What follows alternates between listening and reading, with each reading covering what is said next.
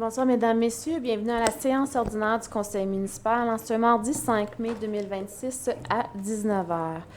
Donc, nous passons au point 1, ouverture de la séance. C'est fait. Merci de votre présence.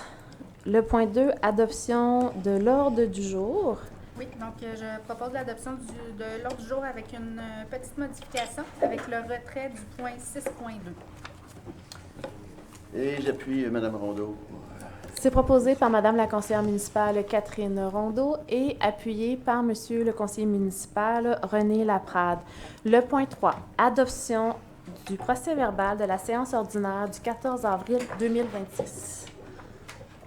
Je propose l'adoption du procès-verbal du 14 avril 2026.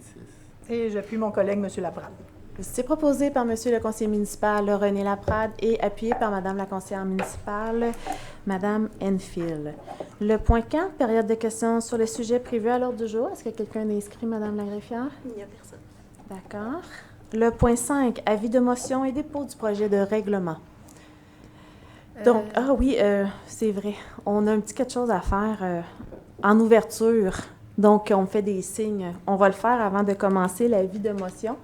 Donc, on a avec nous ce soir des représentants de l'association Chasse et Pêche.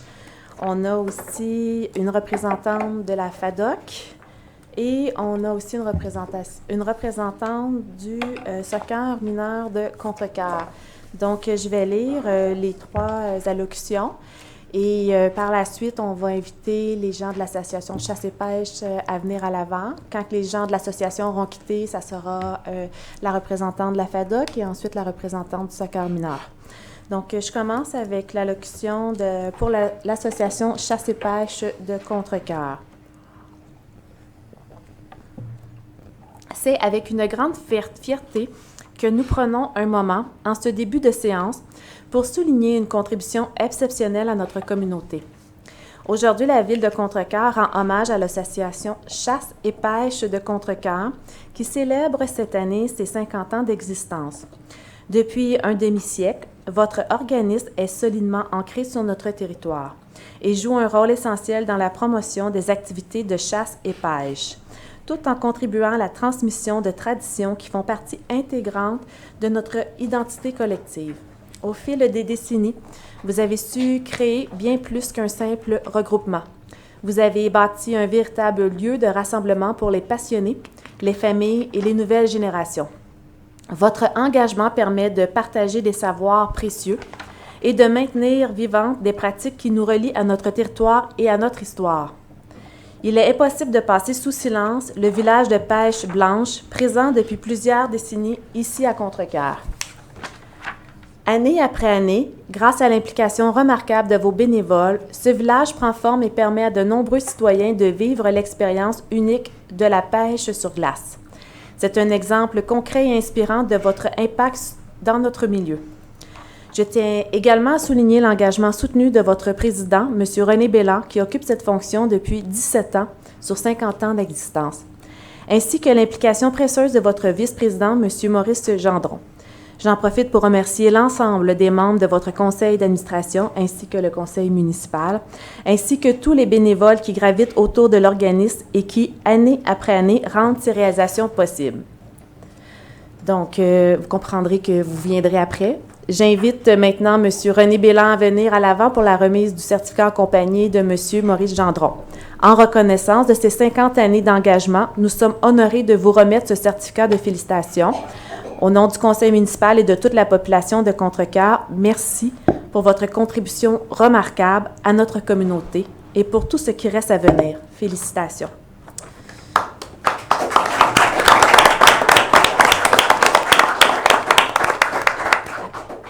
50 ans, c'est impressionnant. On a un autre 50 ans cette année, donc 2 organismes de Contrecoeur qui célèbrent leur 50e anniversaire. Cette fois-ci, c'est pour la FADOC. Nous sommes très heureux aujourd'hui de souligner le 50e anniversaire du Club FADOC de Contrecoeur. Depuis un demi-siècle, cette organisation joue un rôle essentiel au sein de notre communauté. La FADOC contribue activement au bien-être de nos aînés en favorisant le vieillissement actif, en brisant l'isolement et en offrant tout au long de l'année une programmation riche, variée et accessible à tous.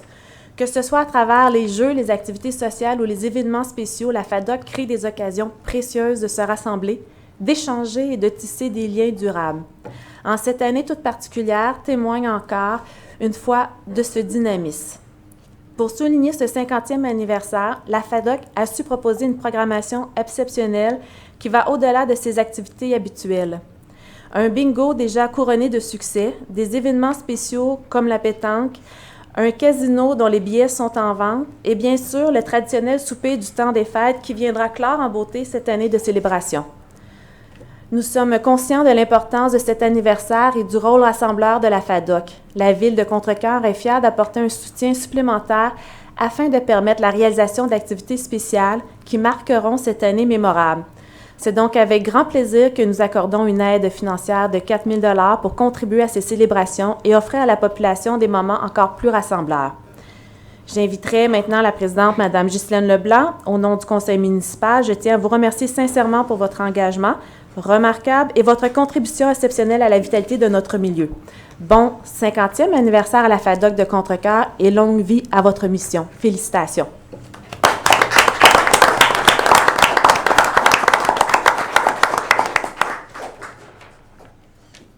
Donc, la dernière allocution, mais non la moindre, c'est pour la remise d'une contribution de 8 000 $ à l'organisme Soccer mineur Contrecœur.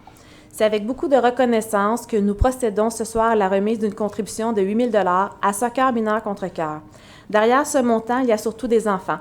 Des enfants qui bougent, qui apprennent, qui développent leur confiance et qui créent des liens qui vont les suivre toute leur vie.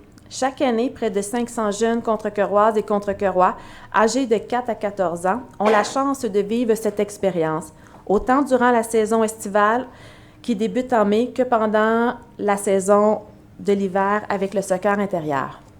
Le soccer mineur Contrecœur, c'est plus qu'un sport. C'est un milieu où nos jeunes apprennent à travailler en équipe, à persévérer, à se dépasser, mais aussi tout simplement à avoir du plaisir.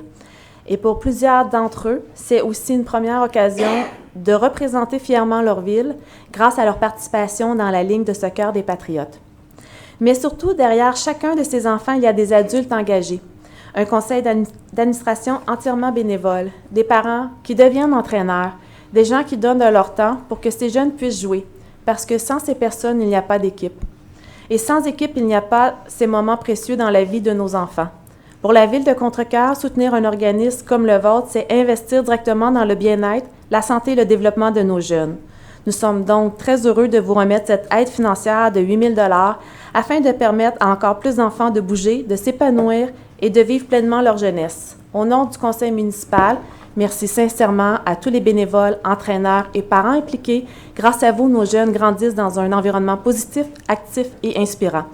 J'invite maintenant la présidente de l'organisme, Mme Sarah Saint-Denis, à venir me rejoindre pour la remise du chèque. Félicitations.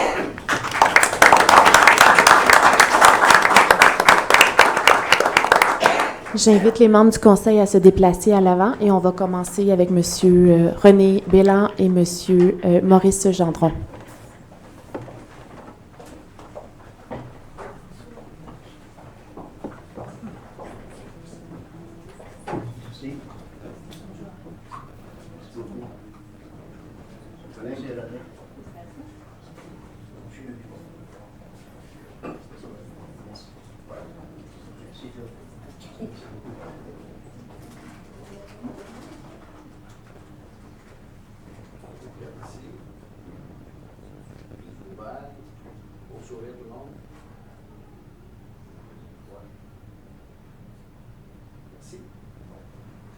Félicitations encore pour votre 50e anniversaire.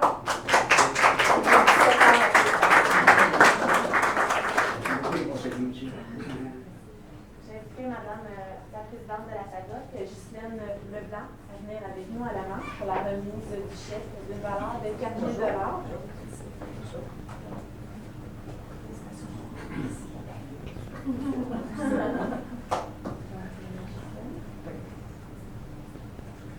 Même chose. Bon sourire tout le monde. Ouais.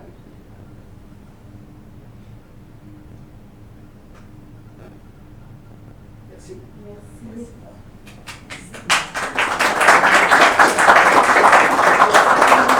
Présidente du soccer mineur, merci.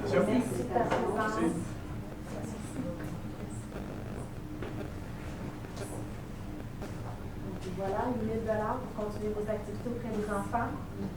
Il faut aussi mentionner que ça fait partie d'une entente faite avec le service des loisirs, où ce que Mme Enfield siège sur la commission des loisirs et qu'il y a des critères qui doivent être respectés pour avoir les montants. Donc, ça dépend chaque année selon ce que vous avez atteint comme objectif. Quelque chose? Faut sourire tout le monde. Deuxième fois. Merci.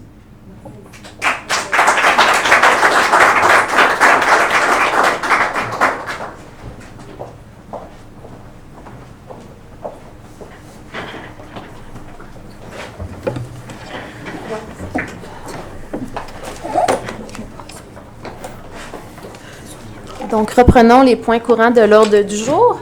Le point 5, avis de motion et dépôt pour le projet de règlement. Donc, le 5.1, c'est l'avis de motion, présentation et dépôt du projet de règlement A103-1, modifiant le règlement A103 relatif à la signalisation afin de modifier les annexes A et B pour ajouter une interdiction de stationnement sur la rue Legendre et de modifier la limite de vitesse sur le rang du ruisseau. Tout est dit, je pense, donc je vais donner l'avis de motion.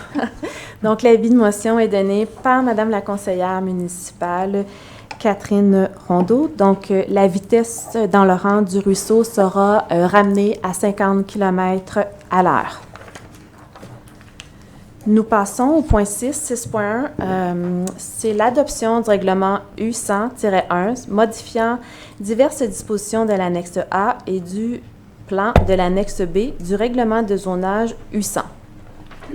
Oui, alors, considérant l'avis de motion et le premier projet adopté lors de la séance ordinaire du 10 mars 2026, résolution 2026-03037,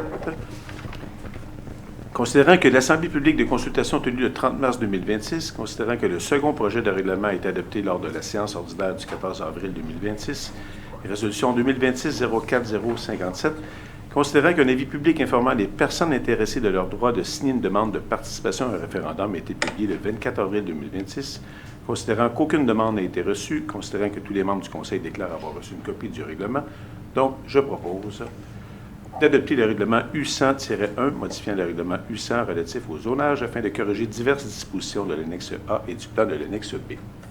J'appuie mon collègue, M. Dansereau. C'est proposé par M. le conseiller municipal Claude Dansereau et appuyé par Mme la conseillère municipale Manon Enfield. Tel que mentionné au point 2, adoption de l'ordre du jour, le point 6.2 est retiré. Nous allons retravailler dessus pour le représenter sûrement le prochain mois. Le point 6.3, c'est le dépôt du certificat relatif au déroulement de la procédure d'enregistrement des personnes habiles à voter pour le règlement E109 décrétant une dépense et un emprunt n'excédant pas 831 500 pour la démolition et la construction du terrain de tennis et de pickleball à la même place. Donc, on va refaire la surface et diviser le terrain pour que les deux sports puissent se pratiquer. Donc, il n'y a aucune personne qui est venue signer le registre. Le point 6.4, c'est le dépôt du certificat relatif au déroulement de la procédure d'enregistrement des personnes habiles à voter pour le règlement E-110 décrétant une dépense et un emprunt n'excédant pas 1 561 300 pour le remplacement des portes et fenêtres au centre multifonctionnel. Je rappelle qu'on a eu une subvention de 1 350 000 environ pour le remplacement des fenêtres et des portes pour le centre multifonctionnel. Donc, c'est vraiment une subvention très importante pour le plan climat afin d'améliorer la dépense énergétique de la bâtisse. Donc, aucune personne n'est venue signer pour ce registre également. Nous passons au point 7, finances et trésorerie. Le 7.1, c'est le dépôt de la liste des déboursés pour le mois d'avril 2026. Oui, alors pour la liste des paiements au 30 avril 2026, elle totalise 1 861 055 et 1 sou. J'en fais le dépôt. Merci, Madame la conseillère. Le point 8, gestion du personnel. Le 8.1, c'est le dépôt du rapport de mouvement des personnels pour le mois d'avril 2026. Alors, il s'agit d'une embauche d'une personne au service loisirs et culture. J'en fais le dépôt. Donc, merci, Monsieur le conseiller. Le point 9, loisirs et culture. 9.1, nomination d'une dame pour siéger au comité consultatif en loisirs, culture et développement social. Alors, considérant que le siège numéro 9 est vacant depuis le départ de la titulaire du poste, considérant l'appel de candidature effectué en septembre 2025, considérant la recommandation du directeur du service loisirs et culture, je propose de nommer Mme Viviane Demers à titre de membre du comité consultatif en loisirs, culture et développement social au siège numéro 9 pour un mandat se terminant le 31 décembre 2026. Et je seconde ma collègue, Mme Enfield. C'est proposé par Mme la conseillère municipale Manon Enfield et appuyé par Mme la conseillère municipale Catherine Rondeau. Le point 10, urbanisme et environnement, 10.1, c'est le dépôt du rapport sommaire concernant les permis de construction pour le mois d'avril 2026. Alors, je vais essayer de faire ça mieux que le mois précédent. J'ai bien vérifié mes chiffres, je devrais être capable de les lire. Alors, pour le mois d'avril, il y a eu 32 permis délivrés, 2 unités de logement créées, une unité de logement supprimée pour une valeur des permis de 38 605,23 pour une valeur des travaux de 4 386 411 Pour le cumulatif de janvier à avril, nombre de permis délivrés 113, unités de logement créées 7, unités de logement supprimées 6, pour une valeur des permis de 72 953,78. Alors, la valeur des travaux cumulatifs, 7 202 282 000. Donc, merci, Madame la conseillère. Nous passons au point 10.2, demande de dérogation mineure pour le 120 rue d'Eranlot. Oui. Problème technique.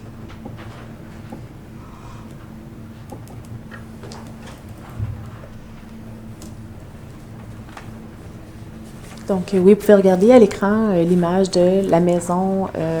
C'est la maison qui a passé au feu au mois de juillet l'année dernière. Donc, la maison 2 étages qu'on peut voir aussi, qu'on a barricadé certains endroits où le feu avait fait des ouvertures. Alors, voici. Considérant que la demande de dérogation mineure vise l'immeuble situé au 120 rue d'Eranlot, considérant que la demande vise à déroger à la grille du règlement de zonage afin d'autoriser la construction d'une habitation unifamiliale isolée à une distance de 9 mètres de la ligne avant de terrain, au lieu de la distance minimale de 10 mètres prescrite au règlement, considérant qu'un avis public a été donné conformément à la loi le 13 avril 2026, considérant qu'en vertu de sa résolution, le comité consultatif d'urbanisme recommande de refuser la demande, considérant que le Conseil est d'avis que l'application stricte de la réglementation causerait un préjudice sérieux au requérant, que la dérogation demandée ne porte pas atteinte à la jouissance du droit de propriété des immeubles voisins et qu'elle s'intègre au cadre bâti existant, je propose d'accepter la demande de dérogation mineure pour l'immeuble situé au 120 rue d'Eranlot. Et j'appuie cette proposition. C'est proposé par Mme la conseillère municipale Manon Enfield et appuyé par M. le conseiller municipal Claude Dansereau. Le point 10.3, demande d'approbation pour le PIA 2026-2022 concernant le local 4220 sur la rue des Patriotes, suite 102 pour le Thaï Express. Alors, considérant la réception d'une demande visant l'installation d'une enseigne commerciale sur bâtiment, considérant que le projet respecte les objectifs et critères du règlement, considérant que la résolution du comité consultatif d'urbanisme recommande au Conseil d'autoriser la demande, je propose d'approuver la demande PIA afin d'autoriser l'installation d'une enseigne commerciale. Et j'appuie la proposition de Mme Enfield. C'est proposé par Mme la conseillère municipale Manon Enfield et appuyé par M. le conseiller municipal René Laprade. Le point 10.4. Demande d'approbation pour le PIA 2026-2024 pour le 360 rue Papin. C'est une nouvelle construction et c'est les mêmes plans qui sont déposés aussi pour le point 10.5, demande d'approbation PIA 2026-2025. C'est juste l'adresse qui est différente, là. Le 398 rue Papin, nouvelle construction, mais c'est 2 bâtiments identiques qui seront construits. Alors, on va faire la même résolution pour les deux, mais on va le faire en une fois. Alors, considérant la réception d'une demande visant la construction d'un bâtiment résidentiel multifamilial de 7 logements, situé au 360 rue Papin, un autre au 398 rue Papin, Considérant que le projet respecte les critères et objectifs du règlement sur les PIIA en vigueur, considérant que la résolution du comité consultatif d'urbanisme recommande au Conseil d'autoriser la demande, je propose d'approuver la demande de PIIA. Et j'appuie les propositions de Mme Enfield. Donc, le point 10.4 et le point 10.5 est proposé par Mme la conseillère municipale Manon Enfield et appuyé par Monsieur le conseiller municipal René Laprade. Nous passons au point 11, juridique et greffe, 11.1, autorisation de signature pour le renouvellement du bail agricole avec la ferme Verbeck Inc. Oui, donc considérant que le bail 2025-2026 est venu à échéance le 31 mars 2026, que nous souhaitons le renouveler ce bail-là pour la période du 1er avril 2026 au 31 mars 2027, ainsi que pour une deuxième période du 1er avril 2027 au 31 mars 2028. Je propose d'autoriser la mairesse ou, en son absence, le maire suppléant et la directrice des services juridiques et greffes ou, en son absence, la greffière adjointe à signer pour et au nom de la Ville pour le renouvellement de ce bail. Et j'appuie la proposition de Mme Rondeau. C'est proposé par Mme la conseillère municipale Catherine Rondeau et appuyé par Monsieur le conseiller municipal René Laprade. Le point 11.2, c'est l'autorisation de signature d'une servitude réelle pour une bonne fontaine sur la route Marie-Victorin afin d'accommoder le nouveau CPE, Centre de la petite enfance, qui est en train de se faire bâtir ou les travaux vont commencer très bientôt. Alors, oui, donc vous avez reconnu le terrain près de l'église de Saint-Laurent-du-Fleuve. Donc, considérant que la construction du CPE des érudits à Saint-Laurent-du-Fleuve nécessite la mise en conformité des équipements de protection incendie, considérant que la conduite d'aqueduc de 150 mm existante constitue une conduite en bout de ligne sans purge et que l'ajout d'une borne de fontaine permettrait notamment d'améliorer le rinçage de celle-ci.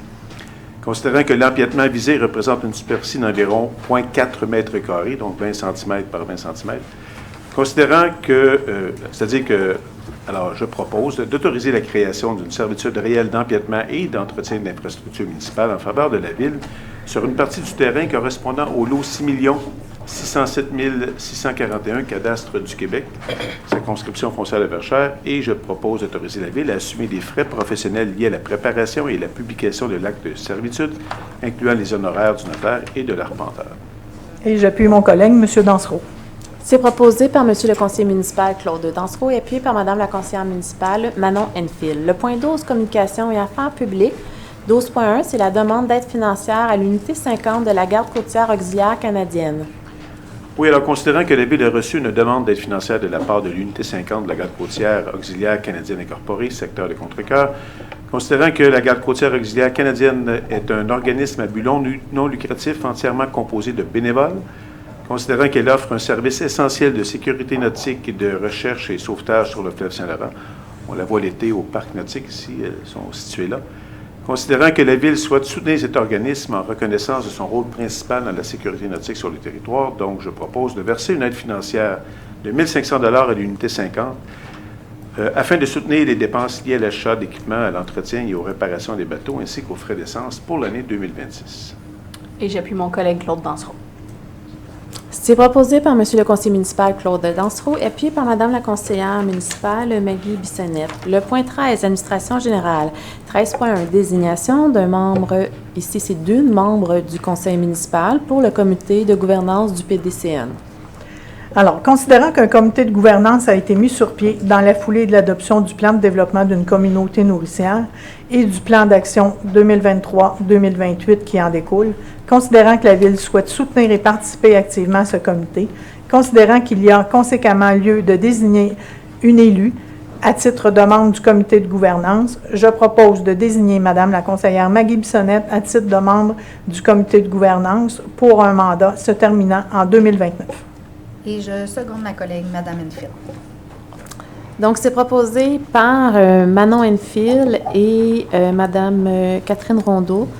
Donc, on s'efforce depuis quelques années dans le monde municipal pour montrer quand c'est une femme aussi, là, donc si on peut adapter aussi notre libellé pour quand on passe une femme sur un titre ou quelque chose, là, pour que ça soit tout de suite reconnaissable quand on lit aux gens. Merci. Le point 13.2 demande au gouvernement du Canada pour le programme adaptation du programme des travailleurs étrangers temporaires.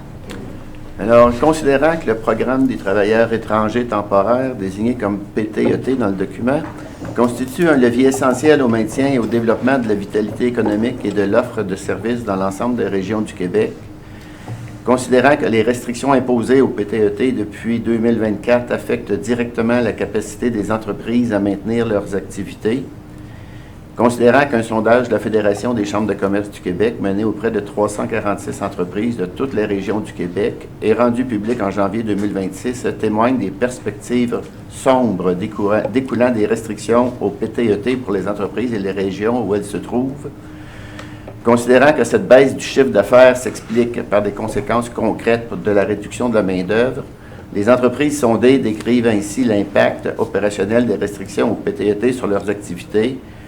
36% ont refusé ou annulé des contrats, 32% ont abandonné des projets d'investissement et 32% ont réduit leur production. Considérant qu'un sondage léger Union des municipalités du Québec de février 2026 révèle que 83% de la population québécoise estime que les personnes immigrantes déjà en emploi et bien établies devraient pouvoir demeurer au Québec, considérant que ce même sondage indique que 77% de la population souhaite que le gouvernement du Canada facilite le renouvellement des permis de travail temporaire des travailleuses et travailleurs déjà établis, considérant que l'annonce du 13 mars 2026 du gouvernement du Canada concernant le PTET est un pas en avant mais demeure insuffisante parce qu'elle est temporaire et exclut de facto toutes les régions métropolitaines de recensement, considérant que pour bâtir une économie canadienne forte, les spécificités du Québec doivent trouver écho dans le PTET. En conséquence, nous demandons au gouvernement du Canada d'adapter les règles du programme des travailleurs étrangers temporaires, de même que les mesures temporaires qui sont associées aux réalités économiques et du marché du travail vécues dans l'ensemble des régions. Demander que ces adaptations visent à soutenir la vitalité économique, les services et la capacité de développement des municipalités et des MRC, conformément aux demandes mises de l'avant par l'Union des municipalités du Québec. Nous demandons de transmettre cette copie de cette résolution aux personnes et organismes suivants. Le très honorable Mark Carney, Premier ministre du Canada et chef du Parti libéral du Canada, l'honorable Pierre Poilièvre, chef de l'opposition officielle et chef du Parti conservateur du Canada, M. Yves-François Blanchet, chef du Bloc québécois, M. Avi Lewis, chef du Nouveau Parti démocratique du Canada, Mme Elisabeth May, chef du Parti vert du Canada, et M. Xavier Barcelou-Duval, député de Pierre Boucher, les Patriotes Verchères, à l'Union des municipalités du Québec. Alors, j'en fais la proposition. Et j'appuie cette demande en espérant que le gouvernement du Canada nous entende. C'est proposé par M. Claude Dansereau et appuyé par M. René Laprade. Le point 13.3. C'est l'inverse. Oui, c'est proposé par M. Parce qu'au début, c'était l'inverse et vous avez changé. Donc, c'est proposé par M. le conseiller municipal René Laprade et appuyé par M. le conseiller municipal Claude Dansereau. Le point 13.3, l'achat de billets pour le spectacle Les Misérables de l'ensemble vocal Expressio. Oui, donc l'ensemble vocal Expressio tiendra son spectacle annuel les 23 et 24 mai prochains, basé sur l'œuvre Les Misérables. Considérant que cet événement culturel met en valeur plusieurs artistes de la région, que ce spectacle contribue à l'offre culturelle et au dynamisme du milieu communautaire, que la Ville est partenaire art de l'événement, je propose d'autoriser l'achat de 6 billets au coût unitaire de 35 $ pour un montant total de 210 $ afin de permettre la participation de représentants de la Ville à la représentation de ce spectacle. Voilà ma proposition. Alors, j'appuie ma collègue, Mme Rondeau. C'est proposé par Mme la conseillère municipale Catherine Rondeau et appuyé par Mme la conseillère municipale Manon Enfield. Le point 13.4, c'est l'achat de billets pour le 35e anniversaire du Centre d'action de bénévoles de Contrecœur. Alors, considérant que le Centre d'action de bénévoles de Contrecœur célèbre son 35e anniversaire lors d'un événement qui se tiendra le 13 juin 2026 à 17h au Centre multifonctionnel de Contrecœur, considérant que cet organisme joue un rôle essentiel dans la communauté en favorisant l'entraide et la solidarité, considérant que la participation de la Ville à cet événement contribue à reconnaître l'engagement du CAB dans le milieu. Donc, je propose d'autoriser l'achat de 7 billets au coût unitaire de 20 $ pour un montant total de 140 $ afin de permettre la participation de représentants de la Ville à cet événement. Et j'appuie mon collègue, M. Dansereau. C'est proposé par M. le conseiller municipal Claude Dansereau et appuyé par Mme la conseillère municipale Manon Enfield. Le point 14, c'est le retour sur la période de questions de la dernière séance.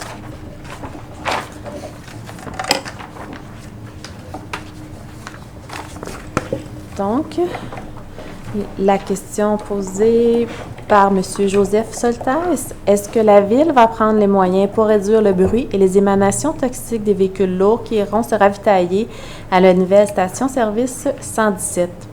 La Ville de Contrecœur a exigé du promoteur une étude sur le bruit projeté qui s'est avérée concluante.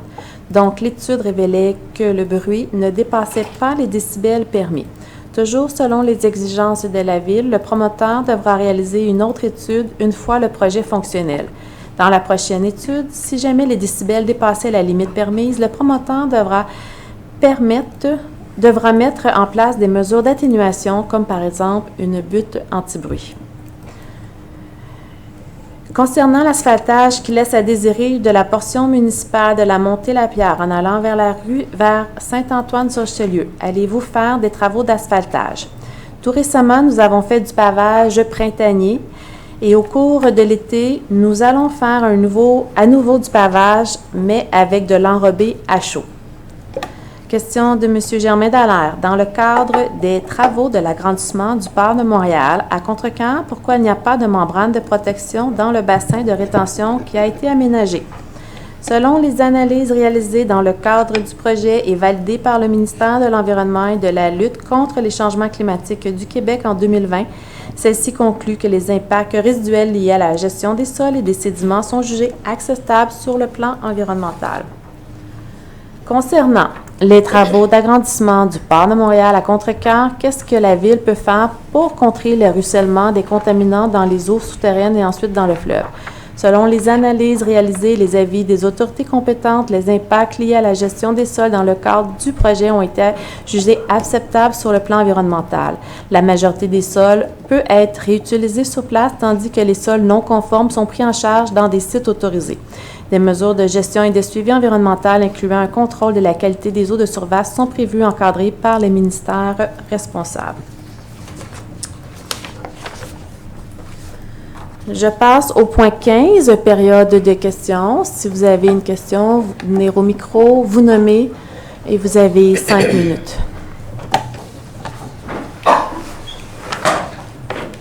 Bonsoir, Hélène Reeves. Bonsoir, Madame la mairesse. C'est à mon tour ce soir.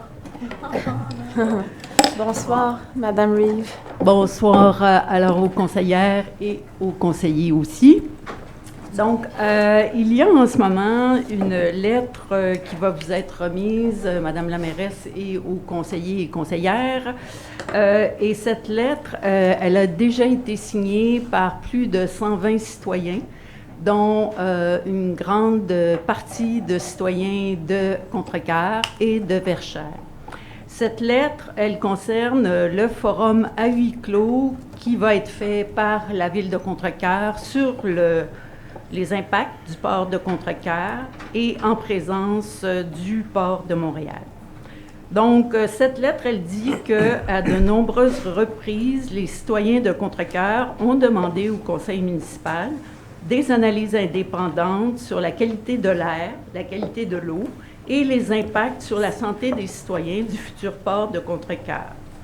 Que la Ville s'est engagée à mettre en place des mesures et une démarche afin de disposer de données fiables et indépendantes.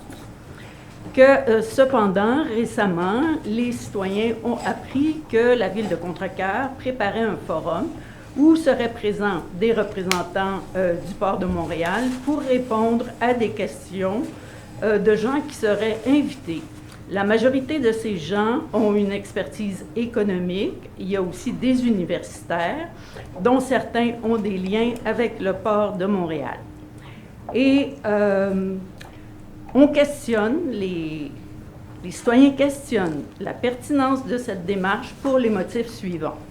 Alors, le forum se fait à huis clos sans la participation des citoyens. Les organismes environnementaux qui ont une connaissance approfondie du projet du port de Contrecoeur et qui ont déposé des mémoires à l'Agence d'évaluation d'impact du Canada ne sont pas invités. On parle par exemple de SNAP Québec, de la Fondation Rivière, de la ZIP des Seigneuries. Il n'y a personne de ces organismes-là qui est invité. Pourtant, ils ont une connaissance vraiment réelle du projet. On ne peut pas en dire autant de la liste des invités qui a été portée à notre connaissance. Tout ce qu'on va donner à ces gens-là, c'est apparemment une feuille de résumé du projet, ce qui est nettement pas suffisant. C'est un projet qui est très complexe. Il y a 439 pages, entre autres, de changements au projet désigné qui ont été déposés en juillet dernier. C'est beaucoup. C'est un projet complexe et il faut le connaître en détail pour pouvoir se prononcer. Ensuite de ça, il n'y aura aucune... il y a non plus... là, on parle des impacts sur les citoyens, mais il n'y a aucun organisme communautaire qui est invité. Pourtant, ces gens-là ont vraiment une connaissance du territoire de Contrecoeur et de Verchères et de toute la Montérégie. Ce sont ces gens-là qui peuvent dire, entre autres, qu'est-ce que ça va avoir comme impacts sociaux. Il n'y aura aucune collecte de données scientifiques ni d'analyse. C'est plus... On vient ici pour parler.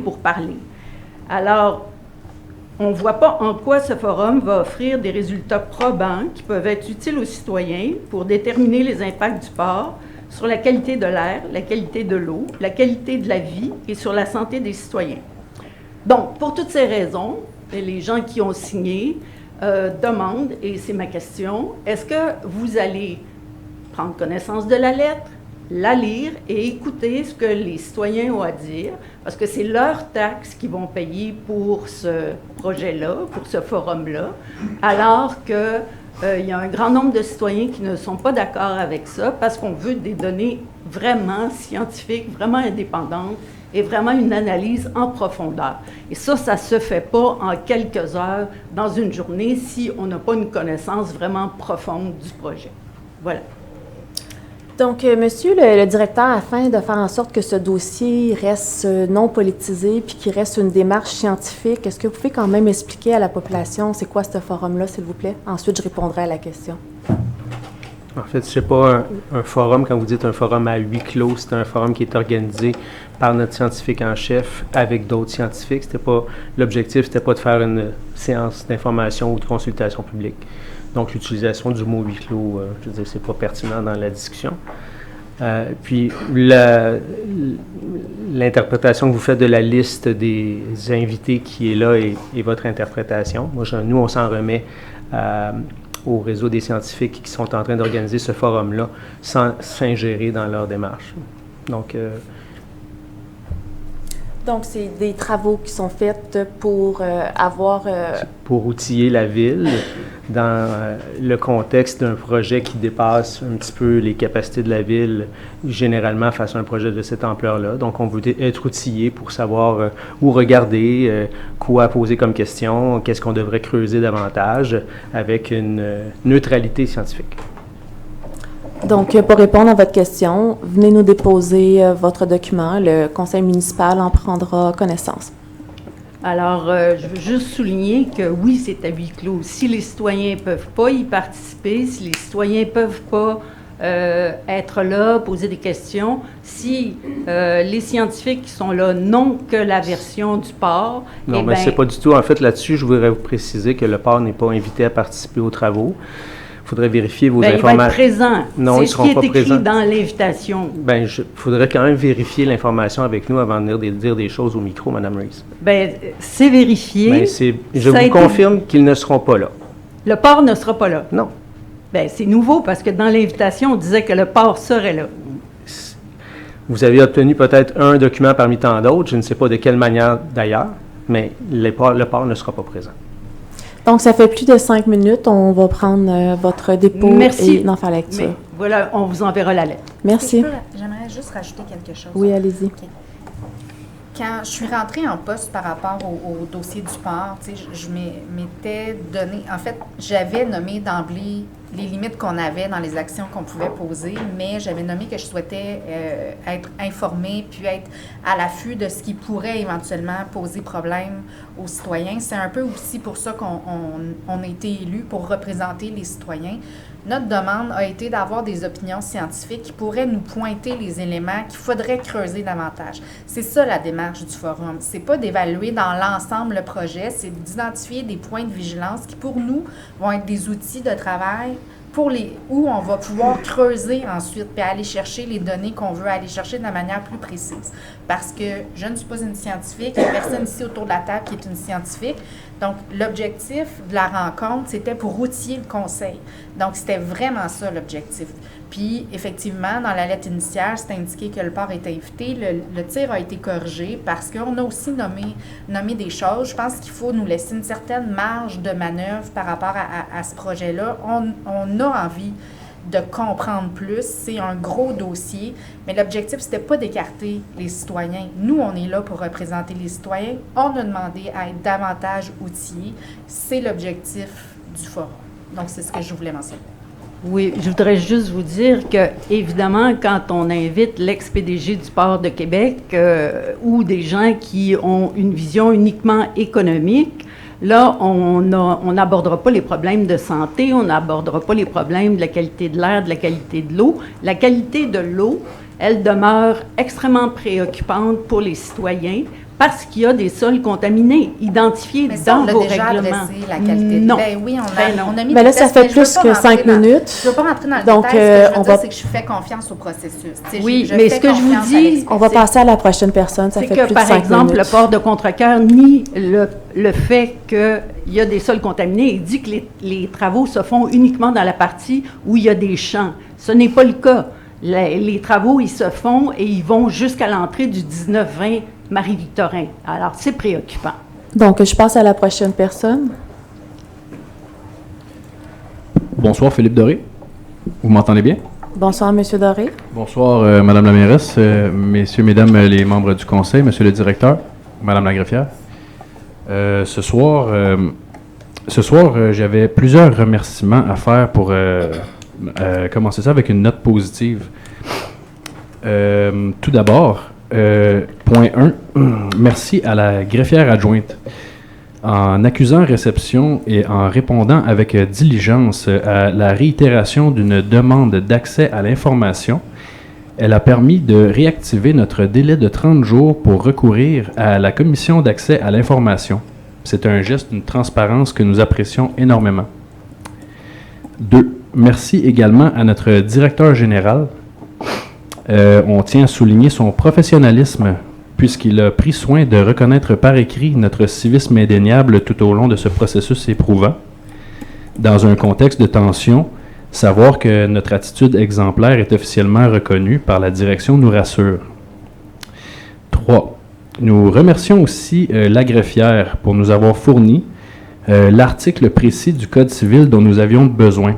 Ce document nous a permis de confirmer la base légale de la responsabilité de la Ville concernant l'aggravation de la servitude d'écoulement des eaux de drainage sur notre propriété. 4. Merci particulièrement à l'avocat mandaté par la Ville. Sa mise en demeure, loin de nous intimider, a été très instructive. Son professionnalisme nous a permis de bien saisir la stratégie juridique de la Ville. Nous apprécions cette clarté qui nous aide à préparer notre dossier. Je vais me retirer, M. Doré. Merci pour ça, Mme Sénat. Merci à vous, Madame la mairesse. Je vous remercie d'avoir soulevé la question de la désinformation lors de notre rencontre dans votre bureau au mois de février. Cela a attiré notre attention sur des enjeux de transparence et des possibles apparences de conflits d'intérêts et nous vous en sommes vraiment reconnaissants de cette vigilance. 6. Je remercie le directeur du génie. Grâce au vieux plan de la rue qu'il nous a remis, nous avons pu constater le déplacement du puisard. Surtout, merci à lui d'avoir confirmé hier que c'est bel et bien la Ville qui est responsable du raccordement atypique dont le plan sans saut d'ingénieur figure dans les archives. C'est un fait technique essentiel pour nos experts. pour prouver la responsabilité municipale dans ce dossier. 7. Merci au directeur adjoint de la Ville d'avoir été transparent sur l'existence d'autres problématiques de drainage majeures liées à des réservoirs d'eau chaude désuets enfouis, enterrés dans la Ville. Cela nous aide à comprendre que notre situation s'inscrit dans un enjeu de gestion de l'eau beaucoup plus vaste.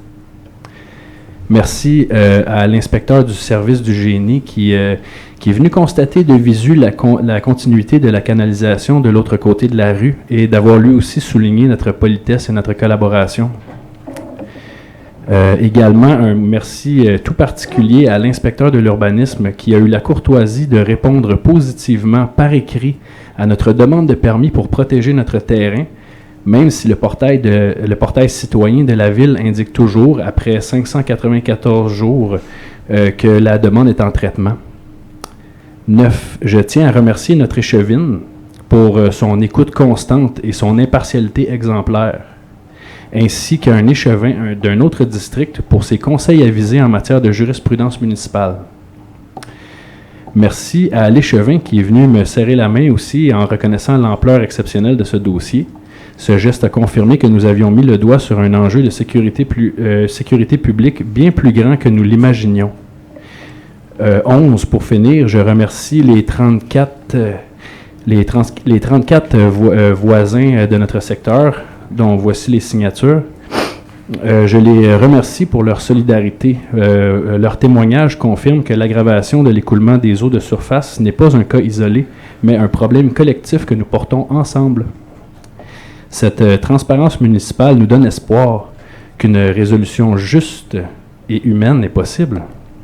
Loin des mises en demeure et des procédures juridiques coûteuses pour les contribuables, merci de privilégier enfin le dialogue technique. Je vous remercie pour cette écoute.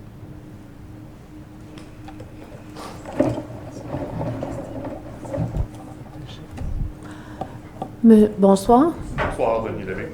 Bonsoir, Monsieur l'abbé. Petite question. Le port de Montréal, depuis que je suis ici, je l'entends parler, depuis ça fait 5 ans, j'entends parler du port de Montréal.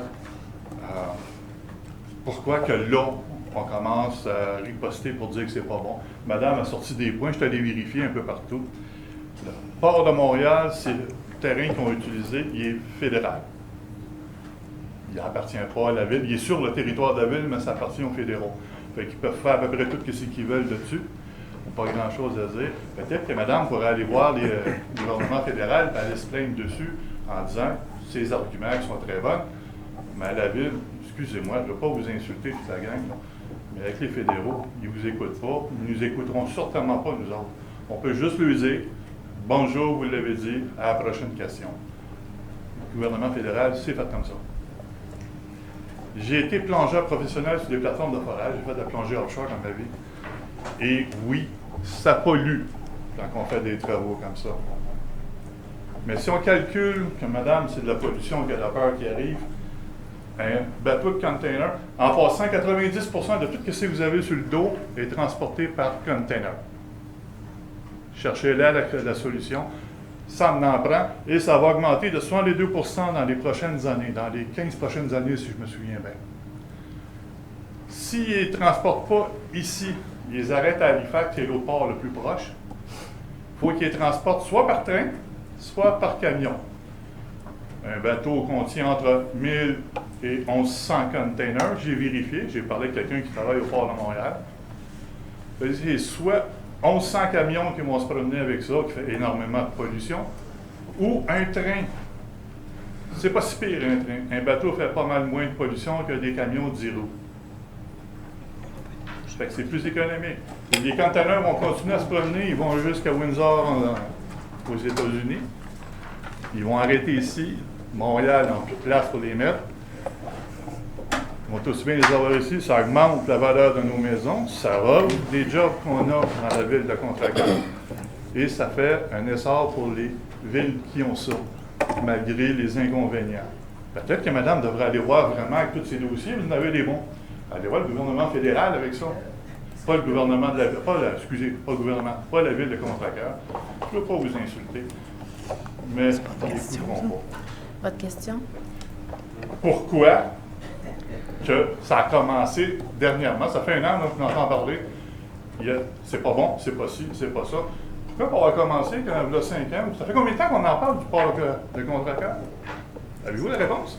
Ça fait 40 ans. Là. Ben, moi, j'avais dans les chiffres depuis 1982 environ, fait qu'un peu plus que 40 ans même. Là. Et là, à cause qu'on a commencé à construire, ça fait 40 ans qu'ils en parlent. Ça fait 40 ans que les plans qui en parlent, les plans ont été faits, ça a été évalué, ça a été discuté. Pourquoi donc ça commence? La terre fédérale a été achetée entre les années 1988 à 92. Pour faire le port. Mais vos questions, je vous invite à les adresser à... moi, j'ai pas de questions pour le gouvernement fédéral. Non, mais la question que vous posez au Conseil, c'est une question adressée à Mme Reeve que vous mentionnez depuis tantôt.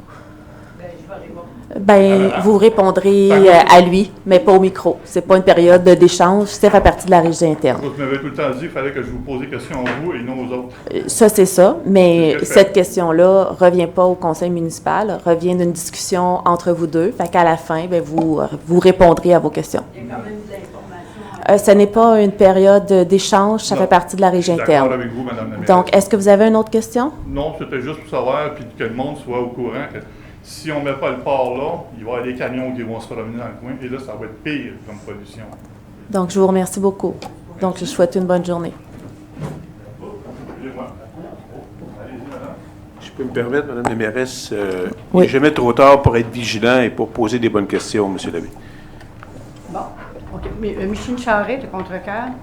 Moi, c'est complètement à part des autres, c'est au niveau des sacs à vidange. D'accord, oui. Les chers sacs qu'on n'a plus le droit, les sacs. Donc, juste à vous nommer, s'il vous plaît.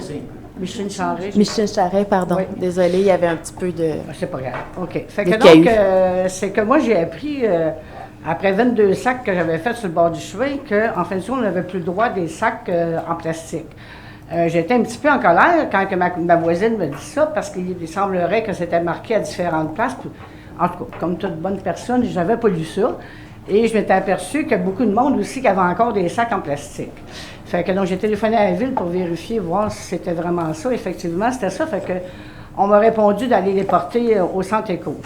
Fait que donc, moi, j'ai un petit char. J'en ai rentré 6 dans mon char. Il y en a un qui a pété, j'avais plein de feuilles dedans. Et donc, il faut que tu es vide, puis il faut, etc., comme ça. Fait que là, j'avais juste 22 sacs. Mais moi, je laisse sur le bord du fleuve, donc j'ai plein d'arbres. Normalement, j'ai 45 sacs à peu près. Fait que je ne sais pas si c'est la MRC qui a décidé. C'est bien la MRC qui a la compétence de la gestion des matières résiduelles. Donc, un sac de plastique, ce n'est pas biodégradable. Ouais, donc, un sac de carton, c'est biodégradable. C'est pour ça que la population est invitée à déposer les feuilles dans ce qui est biodégradable. Je suis tout d'accord avec ça, Mme la mairesse, mais c'est que j'aurais aimé ça le savoir peut-être avant, ou avoir un petit rappel, ou encore qu'ils me disent, mais pour cette fois-ci, on va les ramasser, vos sacs, vous en avez tellement, parce que je n'étais pas tout seul qui a des sacs comme ça. Et donc, on a fait un line-up au centre éco, pour aller jeter nos sacs dans l'endroit qu'il fallait. Fait que c'est juste une petite critique que j'aurais aimé ça, qu'on ait un petit rappel là-dessus, de dire, parce que je me suis aperçue qu'il y en a encore présentement qui ont des sacs en plastique, ça veut dire qu'ils ne sont pas au courant. Donc, j'aurais aimé ça avoir un petit rappel, mettons qu'on n'avait pas le droit, et donc, je vais embarquer. C'est sûr, est-ce que les coûts ont été calculés? Parce que présentement, pour les sacs, c'est 5 pour 3,11 $, puis ils ont baissé de 33 cents parce que normalement, c'est 3,44 $, puis peut-être l'année prochaine, ça sera remonté. Mais moi, entre 40 et 45 sacs, normalement, de plastique, ça va me coûter quand même des sous. Fait que donc, je vais le faire, j'ai pas le choix. Mais l'autre chose que je me pose comme question, c'est comment ça se fait? À 6h30, les sacs n'étaient pas ramassés encore sur le bord du chemin.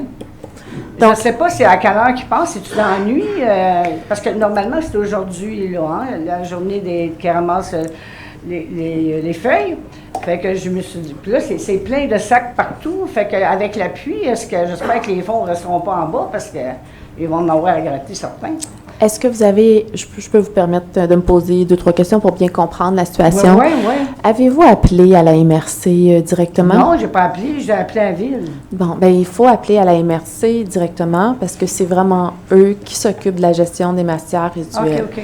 Est-ce que il y a des calendriers à l'arrière, mais est-ce que vous avez l'application Trifacile sur votre téléphone? Bien, je dois l'avoir, mais c'est parce que je suis pas habile avec ça. OK, Donc, j'avoue que je suis assez... mais si vous voulez, à la fin, je vous montrerai un peu comment utiliser Trifacile. Ça va me faire plaisir. Donc, Trifacile, C'est bien gentil, mais j'ai pas mon téléphone. on a toutes les collectes. Bon, mais vous reviendrez me voir à la mairie, ça va me faire plaisir. Ou sinon, Nicole, elle va vous le montrer à la réception. Donc, c'est juste... et je sais que, je pense que c'est l'automne passé, il avait donné une tolérance pour le temps que ça se mette en place. Ouais. Donc, là, je sais que ça s'est fait, la tolérance. Ça se peut, oui, mais c'est l'année passée, mais moi, en tout cas... Puis, est-ce qu'il faut être aussi, je ne sais pas si vous avez, vous êtes sur Facebook, mais vous pouvez être sur leur page, la MRC Marguerite Douville, parce qu'ils donnent beaucoup d'informations aussi continuellement sur toutes les collectes. Quand il y a un retard d'une collecte également, c'est spécifié aussi sur leur page Facebook. Mais habituellement, il y a un message aussi sur Trifacile disant qu'il y a un retard ou des fois, ça peut être qu'ils n'ont pas eu le temps de tout faire dans la journée, qu'il y en avait plus, fait qu'ils remettent ça, la continuité au lendemain. Donc, vraiment, c'est important d'appeler la MRC. OK. Fait qu'on va regarder ça avec vous pour que vous soyez bien outillés. OK, merci beaucoup. En tout cas, c'est juste mon petit reproche. Oui, mais vous êtes bien de le spécifier. Puis nous, au niveau de la ville, on peut juste s'assurer que pendant la période du printemps et de l'automne, bien que nous aussi, on relaye. Je pense qu'on relaye déjà quand même l'information. Je l'ai vu souvent passer au niveau de la gestion des matières résiduelles, mais s'assurer que quand c'est les pics, peut-être qu'on les repasse plus fréquemment sur la page de la ville de Contrecœur. Merci. Merci. De rien. Je peux compléter, Mme Charest, il y a effectivement une indication sur l'application Trifacile. Je comprends que c'est pas facile, l'application pour tout le monde. Là. On devrait toujours penser à 2 modes de communication parce que sinon, on s'en sortira pas. Alors, comme quoi que la collecte des résidus verts sera complétée demain le 6 mai. Ah, merci beaucoup. Un jeu de mots, c'est plus facile, pas facile. Oui. Jean Roux, bonsoir. Bonsoir, Madame la Monsieur mairesse, Roux. Mesdames et Messieurs.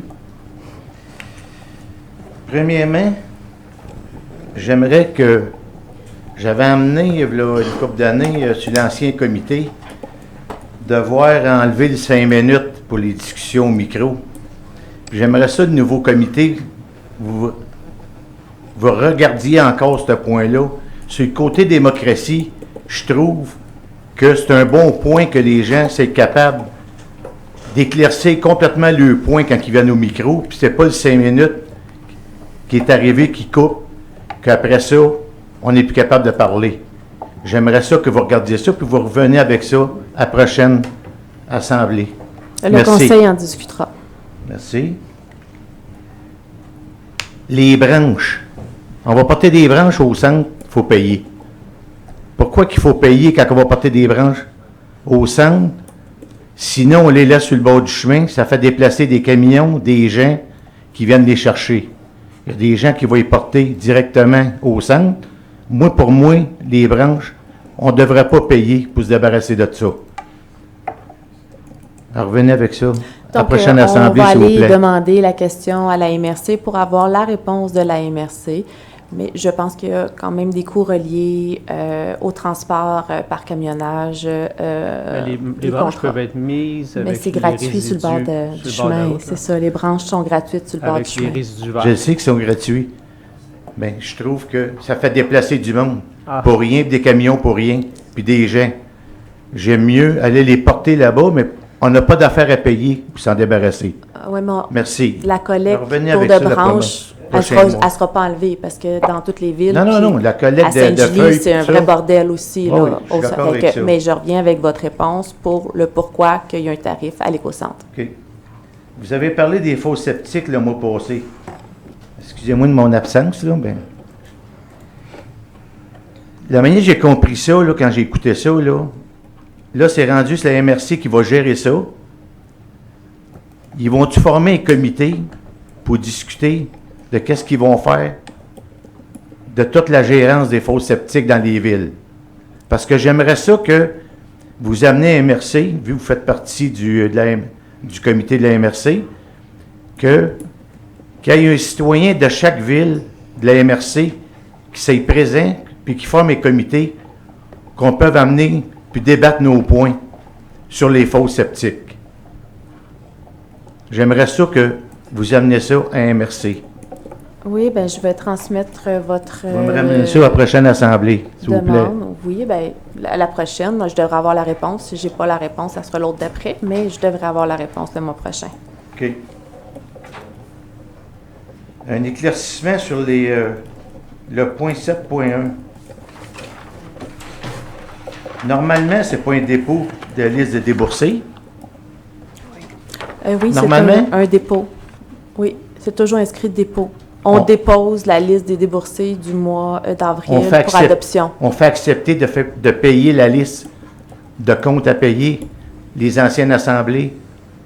On a toujours fait ça. On proposait, mais là, j'ai pas entendu ça ce soir. Ça a tout le temps été un dépôt. Qu'on payait ça. Mais c'est tout le temps un dépôt de la liste des déboursés que c'est vérifié par les élus. Et d'autres aussi qui sont sur le comité de finances aussi posent aussi des questions. Et tous les élus peuvent poser des questions, mais c'est un dépôt. Ça Parce que maintenant, on peut aller chercher la liste des comptes à payer. La liste est déposée 2-3 jours après l'adoption. Puis des fois, c'est plus rapide que ça. Là. Ça, c'est du technique. Fait que là, mais habituellement, c'est pas plus que 2-3 jours que la liste est déposée une fois qu'elle est déposée en séance ordinaire. OK. Ah, c'est bon. Je voulais revenir sur un point du mois passé, quand vous avez parlé. Il y a une citoyenne qui a posé une question, qui avait une bonne fontaine dans le rang qui ne marchait pas, dans le rang du brûlé qui ne marchait pas. J'ai vu d'un compte à payer, c'est à liste, qu'on a payé une personne faire réparer une bonne fontaine dans le rang du brûlé. D'après moi, c'est la dernière bonne fontaine qu'on disait qu'elle n'était pas fonctionnelle, qu'ils ont réparé. Il faudrait que j'aille faire les vérifications. On va faire les vérifications, puis on vous reviendra le mois prochain. Oui, parce que la réponse que vous avez donnée, en réalité, la bonne fontaine, elle ne marche pas. Bien, moi, c'est une réponse administrative que je donne. OK. C'est pas une réponse que moi, je vais vérifier la bonne fontaine. Je fais confiance au personnel de la ville administrative qui me disent qu'elle a été vérifiée, qu'elle serait fonctionnelle. OK.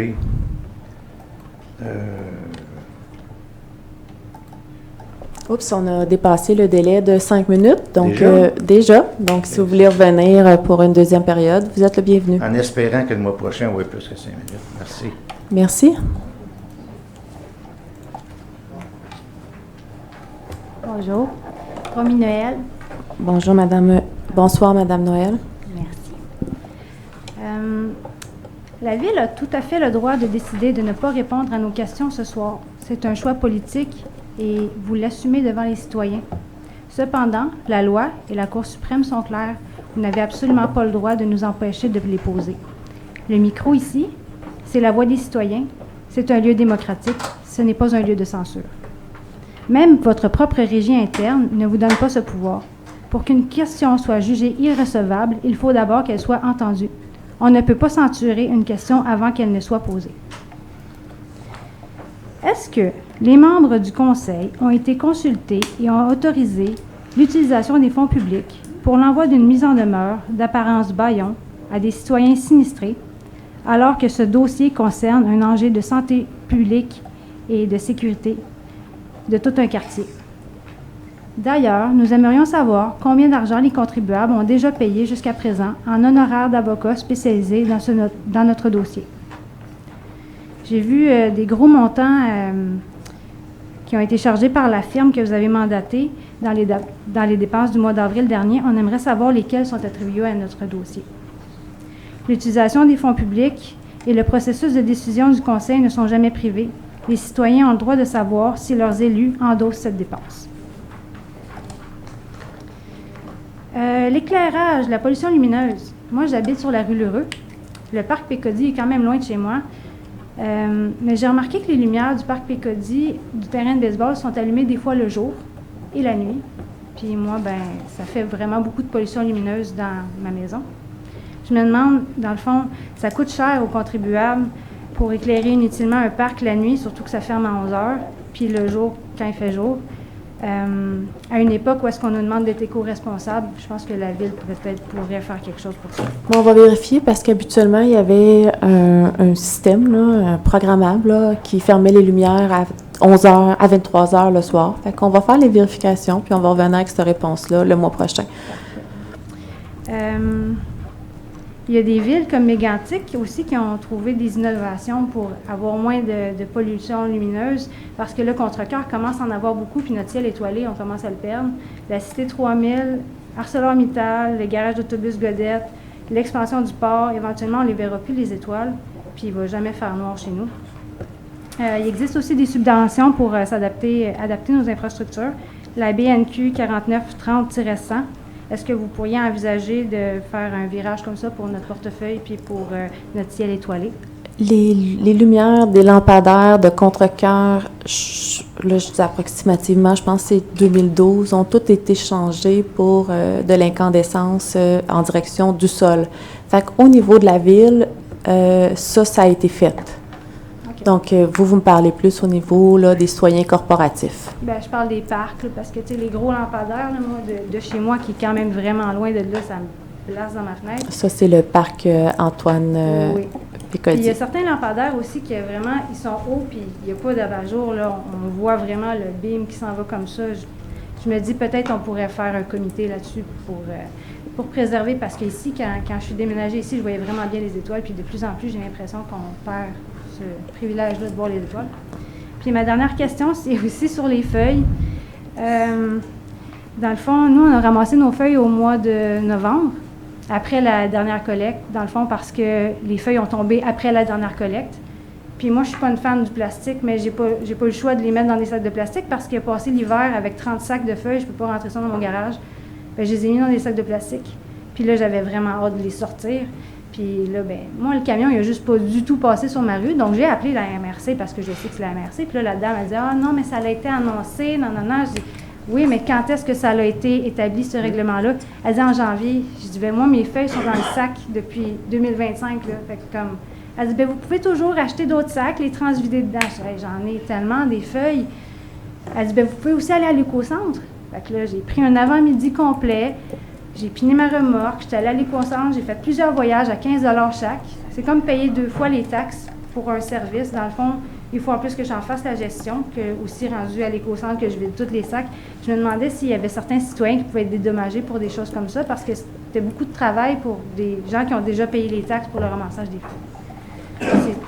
Donc, c'est une demande à adresser à la MRC pour le dédommagement, là. Pour le service, vu que c'est une compétence de la MRC. Vous pouvez leur écrire un courriel pour leur demander s'ils peuvent vous dédommager. Mais aussi, tu sais, la MRC... Et je vais vérifier aussi pour le mois de janvier, parce que la résolution, d'après moi, elle a été passée avant ça, fait que je veux juste vérifier si la secrétaire, elle n'aurait pas fait une petite erreur dans le mois que ça l'a passé, fait que je vais vérifier ça également. Mais au moins, vous avez eu le bon réflexe d'appeler la MRC, puis à l'automne, si ça arrive, il faut appeler la MRC quand ça passe pas pour qu'ils vous enregistrent immédiatement. Est-ce que ce serait aussi possible de le mettre sur le site de Contrecœur? Parce que moi, je ne suis pas sur la page Facebook de la MRC, puis c'est quelqu'un plus tard, plusieurs jours après, qui m'a dit hey, « Non, ça a été annoncé sur la MRC. » Je dis « Ouais, mais je vais sur la page de Contrecœur, c'est pas écrit nulle part, mais tu sais, c'est quand même notre ville, puis c'est quand même un règlement qui touche la MRC puis les villes qui sont dedans. Puis aussi, tu sais, nous, la ville, là, on pourrait défendre nos citoyens auprès des MRC, puis leur dire, tu sais, justement, il y a certains citoyens qui ont eu des problématiques par rapport à ça, puis que ça n'a pas été annoncé, comme la dame là. Je pense pas que vous êtes sur Facebook MRC tout le temps, hein? Bon, on prend ça en note, puis on a demandé à notre service de communication de s'assurer que pendant la période de feuilles ou de branches, qu'il y ait une plus grande diffusion de l'information relayée. Bien, merci beaucoup. Merci. Merci à tous. Merci.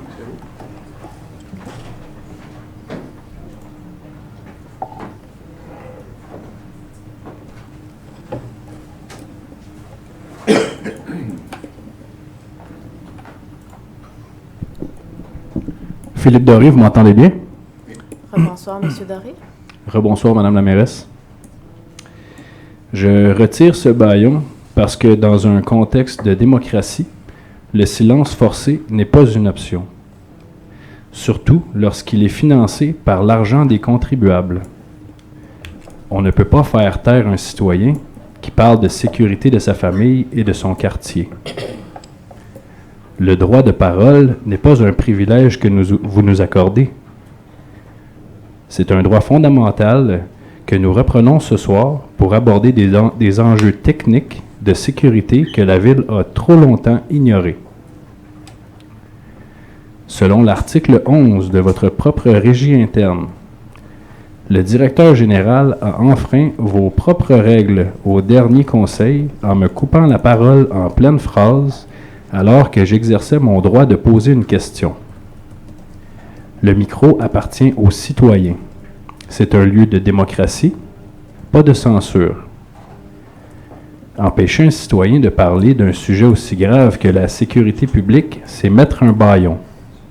Je vais donc terminer cette intervention au micro et vous serez libre ensuite de choisir le silence ou la transparence. À ce sujet, nous sommes actuellement dans la semaine de la sécurité civile.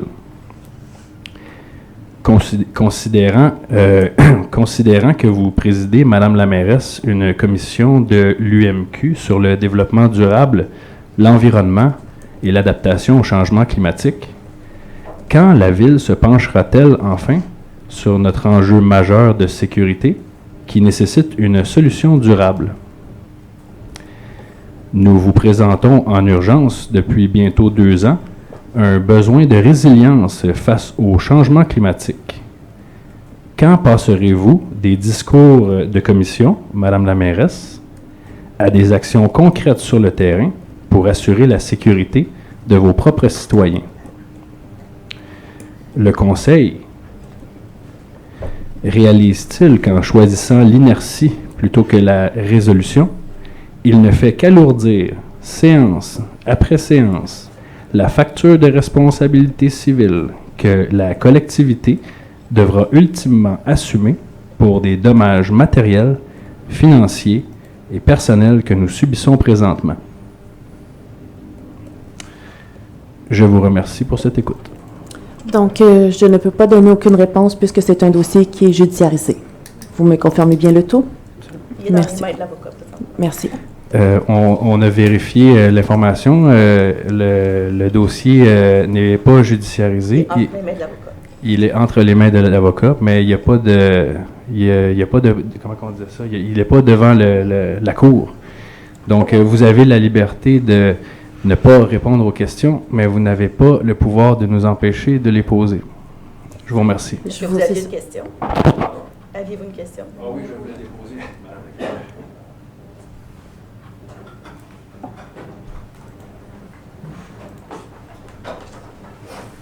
Merci. Bonsoir tout le monde. Mon nom est Germain Dallaire. Je suis voisin de Contrecoeur, tout près du l'agrandissement du port de Montréal. Je voudrais vous parler ce soir de convoi ferroviaire. Vous êtes sûrement au courant. Il va y avoir, c'est ce qui est prévu quand il va y avoir une pleine opération, 2 convois ferroviaires par jour d'une longueur de 3 à 4 kilomètres. C'est sûr que vous autres, à Contrecoeur, ça ne traverse pas le village. Mais à Verchères, ça le fait, à Varennes, à Boucherville, puis ça inquiète du monde. Puis, mais en même temps, vous autres, à Contrecoeur, puis moi aussi, parce que je suis tout près de là, 3 à 4 kilomètres de long, là, tu sais, genre, je l'ai mesuré tantôt en m'en venant, là, c'est entre la Montée-la-Pierre, la voie ferroviaire qui traverse, là, puis la voie ferroviaire, c'est à 132, il y a 1,5 km. Ça veut dire que la locomotive du train va être rendue à Montée-la-Pierre, puis il va y avoir seulement la moitié du train, au minimum, qui va être traversée la 132. Bien, c'est pas rien. En tout cas, tout ça pour dire que c'est quand même des choses qu'il faut discuter, moi, je pense. Ça a un effet sur la...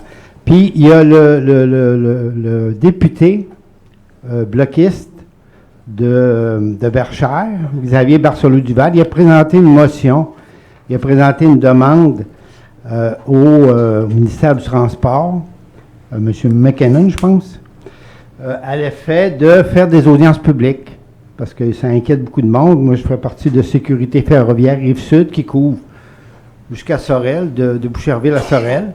Puis on s'inquiète de ça, puis on aimerait bien que les gens puissent parler de ça.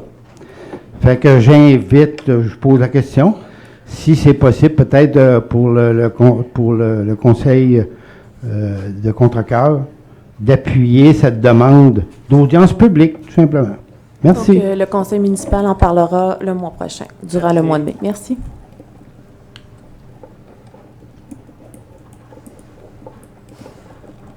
Bonjour. Bonsoir. Dominique Lapensée, Monsieur Lavant. Bonsoir, Monsieur Lapensée. Je ne sais pas s'il faut que je m'adresse à toi ou au directeur. Que j'ai À des moi. questions. OK. J'avais parlé au directeur comme quoi que j'avais des tuyaux sur mon terrain et tout. Puis j'ai redéterré plus vers ma cour. Puis là, j'ai trouvé un tuyau de métal. Ça, c'est pas en terre cuite, c'est en métal. Ça se dirige vers la rue. Donc, mec, ça dépasse mon driveway. C'est pas de ma responsabilité. Donc, Monsieur le directeur, je pense que notre ingénieur est déjà sur le terrain. Oui, je pense que vous avez parlé avec lui. J'ai pas de réponse. Ben, je ne vais pas reparler depuis la visite qu'il a faite. Parce que c'est comme M. Doré a dit, ça fait 2 ans qu'on est là-dessus. On n'a pas de réponse. Puis à chaque fois qu'on est en ligne, puis genre, peut-être qu'il y a un tuyau là. Mon Dieu, qu'il y a un tuyau là. Tu sais, je veux pas. C'est pas à moi de payer ça. Tu sais, ma clôture là, est toute enfoncée. Mon terrain, il est tout dégueulasse. Puis à chaque fois que je dis qu'il y a un tuyau, je trouve un tuyau. Tu sais, j'aimerais que vous preniez vos responsabilités et que vous m'enlevez ça de là. Moi, je veux vendre ma maison. Comment voulez-vous que je vende ma maison? Donc, le comité technique est... Moi, je vais aller aux nouvelles, puis je vais revenir. OK. Je sais pas quoi dire d'autre. Ben, c'est parce que si vous m'appelez plutôt que de venir ici, je peux faire les vérifications. C'est facile d'en discuter. Là, c'est devant non, parce que j'ai pas les informations. Parce que moi, j'ai pas de réponse. Ça fait 2 ans que j'ai pas de réponse. Oui, mais vous ne m'avez pas appelé non plus. Je vous ai appelé, mais vous dites que c'est de ma responsabilité. Puis vous m'aviez dit que si ça dépasse... Avec ces nouvelles informations-là, moi, j'étais pas au courant. Si OK, oui, mais rien que pour revenir, vous m'avez dit que si ça va dans la rue, c'est pas de ma responsabilité. Là, ça s'en va dans... pas exactement ça que j'ai dit. Mais, oh non, mais ça, je vais aller aux nouvelles, M. Lapensée, puis je vais vous rappeler, puis on va faire cette discussion-là dans le bon forum, c'est-à-dire avec les gens techniques. J'aimerais que le monde voie ça, parce que c'est mon problème. C'est ma propriété. C'est votre problème, effectivement. Mais on va en parler, puis on va Donc, trouver une façon de vous aider. Parce que ce n'est pas une période de débat non plus. On prend note, vous êtes là pour m'entendre. On prend note de votre demande. Donc, la demande a été prise. Et 40. Donc, la question a été prise en note. Ouais. Donc, on fait les vérifications. J'aimerais que vous soyez proactifs. Les ingénieurs sont là. Donc, on va vous faire un suivi par la suite. Comment je fais pour vendre ma propriété avec ça? Demandez à votre agent immobilier. Là. On n'est pas des agents immobiliers. Là. Il va dire, il y a un tuyau. On n'est pas des agents immobiliers, on est des élus. Là. Un tuyau de métal, puis ça s'en va en terre cuite, il me semble, c'est pas... Donc, les vérifications sont en cours. Okay. Donc, l'ingénieur est là. Donc, je suis tanné de cette situation. On vous a bien entendu. OK, merci. Merci.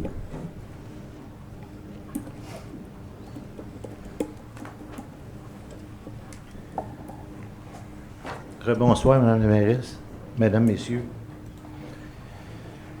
Juste une couple d'autres questions, là, parce que j'en ai une bonne que ça va prendre plus que 5 minutes. On va regarder pour le prochain mois. Je vais avoir un éclaircissement, s'il vous plaît, sur le point 10.2. La demeure qui a passé au feu, c'est celle-là? Oui, exactement. Vous lui demandez une dérogation mineure. Est-ce que la fondation a été démanchée? Là, il faut qu'il refasse sa fondation. Elle est à refaire. Elle est à refaire. Mais pourquoi que vous demandez une dérogation mineure? Tu es obligé de demander une dérogation mineure sur le même terrain à cause des règlements depuis qu'il est bâti. Il a été changé. Donc, il faut qu'il fasse une demande aussi à la CPTAC. Donc, pour ses droits acquis sur ce terrain-là. Donc, la dérogation, elle a été autorisée par les élus du conseil municipal ce soir. Moi, je sais que ça a été accepté. Oui. Mais les citoyens payent des dérogations mineures, des frais à CPTAC, des batailles à pas finir avec eux autres. Quand que c'est sur ton terrain, que c'est des droits acquis depuis longue date, puis à cause qu'il y a des réglementations qui ont changé depuis ce temps-là que la maison est bâtie, ils demandent des dérogations mineures que le monde est obligé de payer puis amener des frais encourus sur ça. Moi, c'est des choses que je pense qu'il va falloir qu'on s'assoie puis en discuter. Il y a des choses qu'il faut qu'ils changent sur ce côté-là. Donc, c'est un Quand règlement c'est des droits acquis. de tarification. Donc, on a des obligations aussi. On va faire la vérification par rapport à notre règlement de tarification. Il y a un point que je vais amener, il y en a peut-être gros qui ne sera pas d'accord, mais il y en a gros qui vont être d'accord. Qu'il y a gros des citoyens qui aiment mieux pas parler.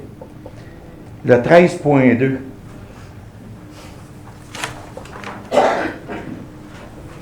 Moi, je ne suis pas d'accord que la Ville appuie un programme au fédéral. Pourquoi je ne suis pas d'accord? Si les jeunes familles vont vous voir, puis ils vous demandent, les familles qui sont déjà implantées ici, des travailleurs étrangers, qui ont des enfants, la petite famille qui va aller vous voir et va dire, la CPE, là, je suis même pas capable d'avoir une place à CPE, puis qu'il y a des familles étrangers d'ailleurs qui ont des places à CPE. Ça, je ne suis pas capable de comprendre ça. Qu'on n'est pas capable de passer notre monde en premier, puis qu'on passe du monde de l'extérieur. Puis ça, c'est pas juste le côté des CPE. Sur le côté des médecins, c'est la même maudite affaire. Il y a gros du monde qui ne parle pas, qui garde la bouche, parce qu'ils disent, ah, c'est un gars qui est contre les immigrés, puis tout ça. C'est pas ça. C'est qu'en premier, là, on travaille pour notre monde chez nous. On paye des taxes. Des petites familles, là, qui payent des 700-800 piastres de garderie par semaine, là, qui ont de la misère à arriver, là, qui sont pas capables d'avoir de CPE. Puis quand ils voient qu'il y a des personnes étrangères qui les ont, les CPE, ça devient agressif. Ça devient agressant. Quand que je vois que des municipalités appuient ça à côté des citoyens, moi, je n'accepte pas ça. Donc, il y a des drames humains présentement qui sont vécus pour des familles qui sont implantées, qui travaillent chez nous, qui sont intégrées à la population. Oui, mais il y a des drames humains aussi qui sont là pour les gens qui sont déjà ici, qui ont de la misère à arriver. Il y en a qui parlent de maison, il y en a qui sont sur la liste comme quoi que la Ville va prendre leur maison parce qu'ils sont plus capables de payer à cause des affaires comme la CPE, que le gouvernement n'est pas capable de se revirer de bord puis lui trouver une place. Moi, c'est juste ça que je veux, avant que vous appuyiez des affaires comme ça, d'en discuter sérieusement, peut-être rencontrer des citoyens aussi. Mais je vous remercie beaucoup. Donc, on en a parlé. On en a parlé, et là, vous parlez de la capacité d'accueil. La capacité d'accueil, c'est vu par le gouvernement fédéral. Nous, ici, on appuie pour faire en sorte que les entreprises, les commerces et les gens puissent avoir de la main-d'œuvre. Il y a des gens qui sont intégrés, puis il y a des gens, même de notre municipalité, qui ont des ultimatums de partir. Donc, il y a des drames humains à travers ça. La capacité d'accueil, c'est le gouvernement fédéral. Nous, on est dans un mouvement avec toutes les municipalités d'appui pour faire en sorte que ces gens-là qui sont arrivés chez nous, qui sont implantés, qui ont bâti leur vie, puissent rester. Donc, mais c'est pas une période de débat et c'est pas ici qu'on va changer la capacité d'accueil. Mais je vous remercie pour votre intervention. Mais c'est des choses à penser. En complément, Mme la mairesse, juste un rappel des considérants. On disait qu'un tiers des entreprises, 36 ont refusé des contrats, 32 ont abandonné des projets d'investissement, 32 ont réduit leur production. Donc, c'est un problème pour les entreprises. Et il y a un sondage léger qui dit que 83 de la population québécoise estime que les personnes immigrantes, des gens en emploi bien établis, devraient pouvoir demeurer au Québec. Donc, le son cloche, c'est 83 non, c'est pas une période de débat. Non. Excusez, vous avez accepté tantôt qu'il y ait du monde qui se lève et qui vient débattre débattre avec d'autres personnes. Pas une période je veux de juste débat, spécifier le que. point est fini, là. Oui, il y a des points, des fois, que tu vas aller. Qu'il y a des études. On n'est pas obligé de tout créer, ces études-là. Ça, c'est pareil, comme vous autres, sur votre plan du port de Montréal, il y a des études qui se font. Vous avez de la misère à les créer, ces études-là. Mais il y a d'autres choses aussi, des fois, qu'il faut se revirer de bord et dire, c'est-tu vrai ces études-là? Ou bien c'est des choses... OK, M. Roux, je vous demande de vous retirer du micro. Merci. Bonsoir. Rebonsoir, Mme Reeves. Hélène Reeves. Bon, alors, je vais poser une question, mais je vais donner aussi des informations en même temps. Il est-tu encore là, le monsieur? Ah, ben il faudrait qu'il vienne, là. Donc, c'est pas une communication non plus avec la salle. Non, non, mais alors, donc, oui, tout ça est revenu dans l'actualité, le port, parce que le 30 juillet, ils ont décidé d'émettre un avis à l'Agence d'évaluation d'impact du Canada, comme quoi ils allaient commencer les travaux préparatoires. À ce moment-là, les citoyens ont demandé s'il y avait des permis qui avaient été demandés pour l'abattage des arbres et pour la construction par le port. La Ville nous a répondu que non, et que le port n'avait pas l'intention de respecter cela. Et donc, on est allé à Ottawa et on a été devant la Commission permanente des transports. Et elle a adopté une motion unanime qui dit qu'au nom du comité, le greffier envoie une lettre au port de Montréal lui demandant de rendre public et de soumettre au comité, dans un délai de 30 jours, son plan d'assainissement des terrains contaminés à Contrecœur, parce que dans les règlements sur la construction, il y a des terrains contaminés qui sont identifiés sur ce qui sera le futur port de Contrecœur. Et ça disait aussi que le comité invite le port à se conformer aux règlements municipaux et aux lois environnementales du Québec. Donc, ça se fait, puisqu'il y a 10 députés fédéraux qui ont dit qui ont invité le port à le faire.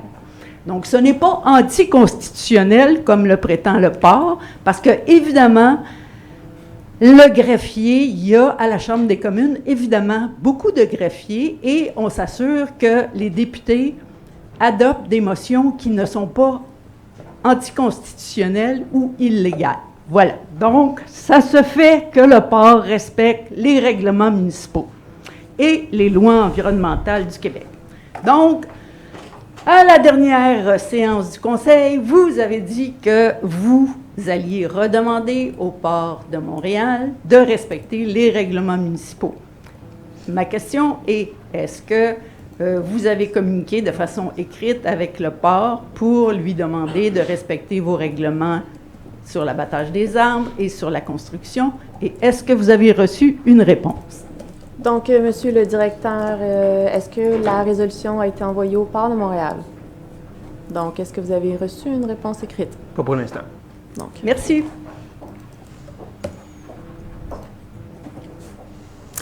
Je passe au point 16, parole aux membres du Conseil. Monsieur Laprade. Alors, bonsoir. Ça fait déjà 6 mois, ce mois-ci, que vous avez un nouveau conseil devant vous.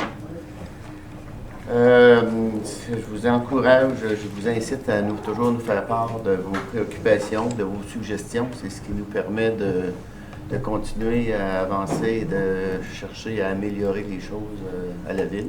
Monsieur, la période de questions est terminée. On est passé au point de la parole aux élus. C'était barré, là, quoi que ce soit, là.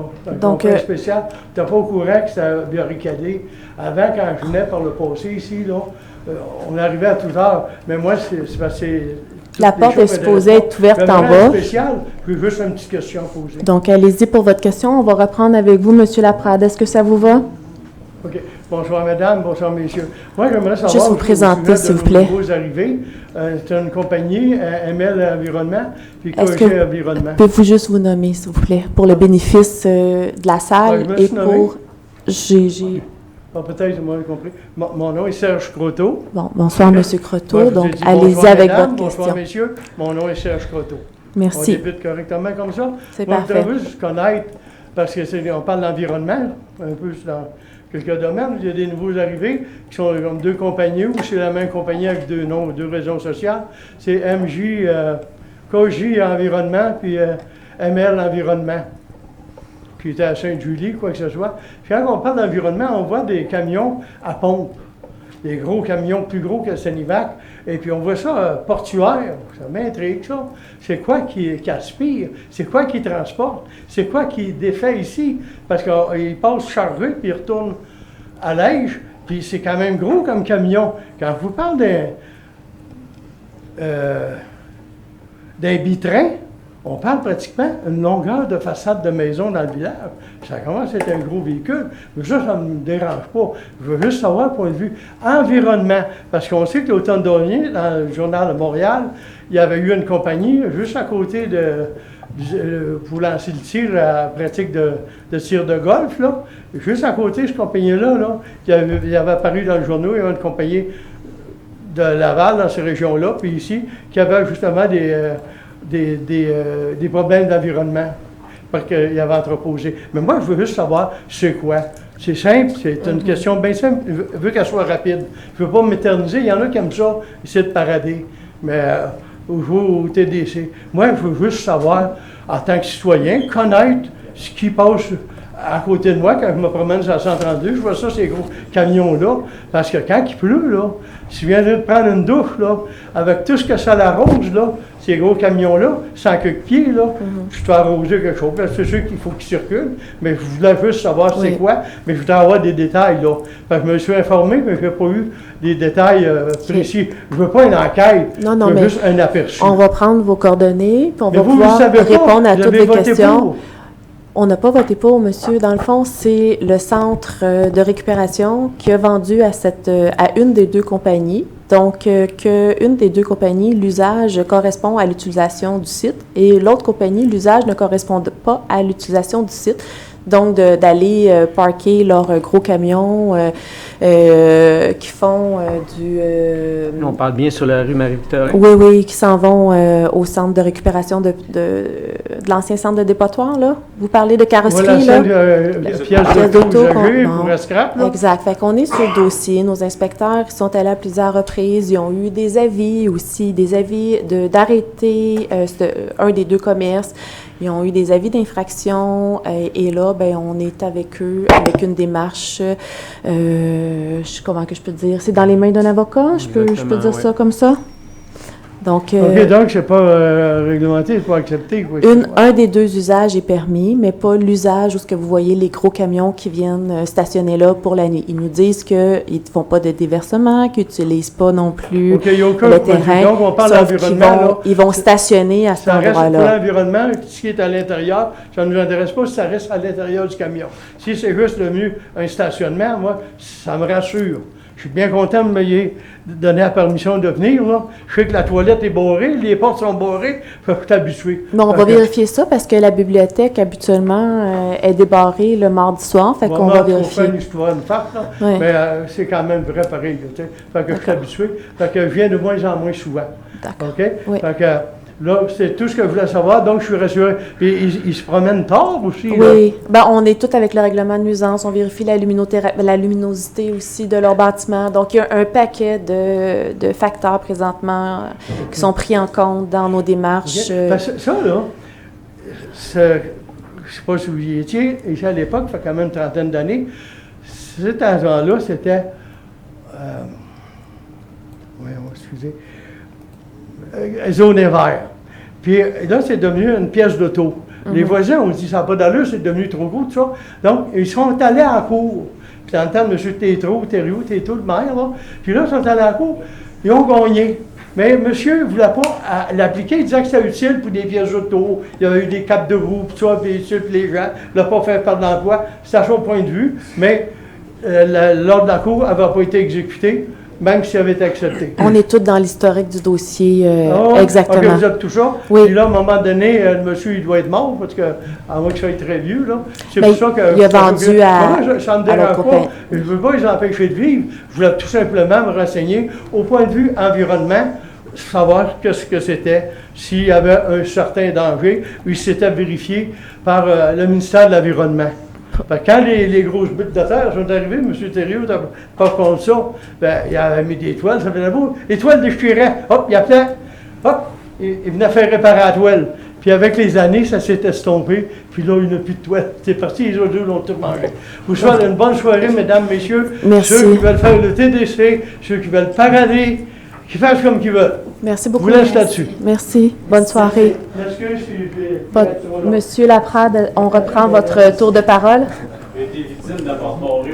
C'est correct, on va faire la vérification. Ah, OK, vous avez aussi des questions de la porte barrée, OK. Oui. Ça ne me dérange pas. Je m'appelle Benoît Poliquet, président de la compagnie 9500-6375. J'ai un immeuble commercial dans la zone I2-28. Puis, on a fait une demande de location sur des locaux commerciaux à louer, des locaux.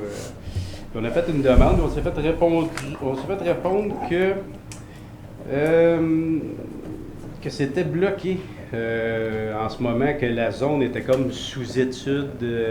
Est-ce que je peux avoir des précisions avec ça? Oui, c'est un règlement de contrôle intérimaire. On est en train de faire une étude d'optimisation pour l'usage du parc industriel avec les superficies carrées qu'il y a de disponibles et comment on peut optimiser l'arrivée de compagnies et qu'est-ce qu'on veut y mettre aussi. Donc, présentement, on est dans l'étude. Puis pendant qu'on est dans l'étude, ben il y a des choses qu'on ne peut pas faire. Il faut attendre, mais ça ne sera pas trop long. Là. On est à veille de statuer. C'est 3 mois, le règlement intérimaire, si je ne me trompe pas. Là.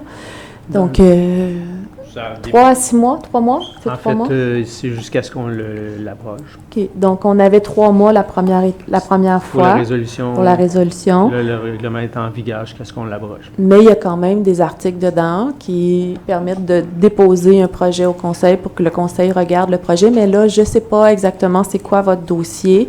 Donc, je vous inviterai à la fin à aller voir le directeur, donner vos coordonnées pour qu'on puisse vraiment évaluer c'est quoi votre dossier, puis s'il correspond à un des articles du contrôle intérimaire qu'on peut présenter au conseil.